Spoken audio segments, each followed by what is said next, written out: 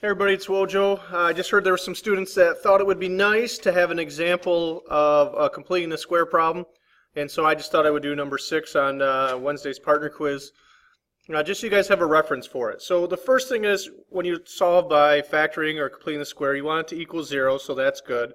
Sometimes we have to move something over to the other side. But then we check to see if it's factorable, and so if we thought about like a factor x type problem, are there numbers that multiply to 13 that add to 10, and 1 times 13 is not going to add to 10, and negative 1 times negative 13 is not going to add to 10? So this is not factorable. So the completing the square are the ones where we say, well, if it's not factorable, let's make it factorable. Let's see if we can like turn it into something that is factorable. And the 13 is the issue. So we're not going to put the 13 up here like we normally would.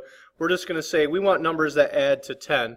And we could think of a lot of different combinations that add to 10, but it's ideal if it's the same number that adds to 10. So two numbers that add to 10 are 5 and 5. And so 5 plus 5 is 10, and the top number then that would multiply to is a 25. And so we're going to say, all right, if 5 plus 5 is 10, then 5 times 5 is 25.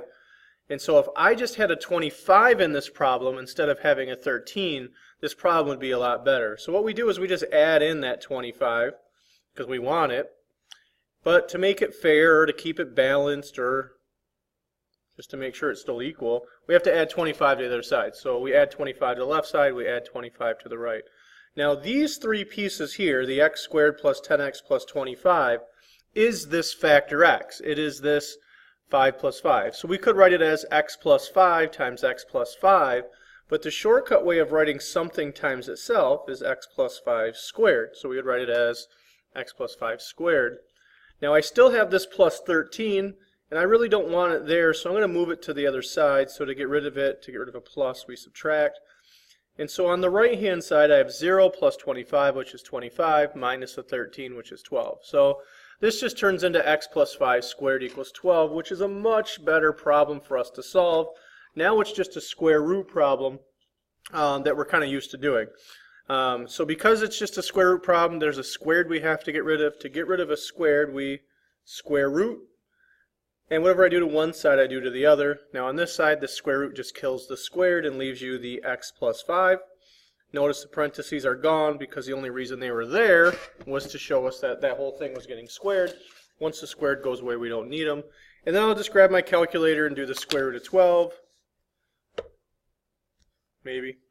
So the square root of 12 is, not that, square root of 12 is 3.46, and this wouldn't round that number up to a 7, so we'll keep it 3.46. And so what we would say is x plus 5 could equal 3.46, but we have to remember, because we were the one that square rooted it, that we're trying to find numbers that when you square them equals 12. There's actually two numbers that when you square it would give you 12. A positive 3.46 and a negative. So we use that plus or minus sign saying it could be both.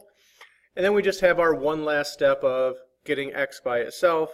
To get rid of a plus 5, we subtract 5.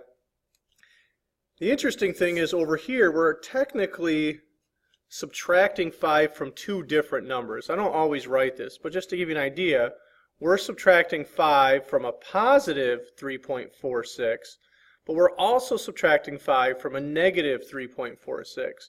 So on your calculator, you're going to actually have to type in that 3.46 twice, one with the positive answer and one with a negative. So 3.46 minus 5, you would just type in, you would get negative 1.54. And then if you typed in the negative 3.46 minus 5, then you would get the negative 8.46.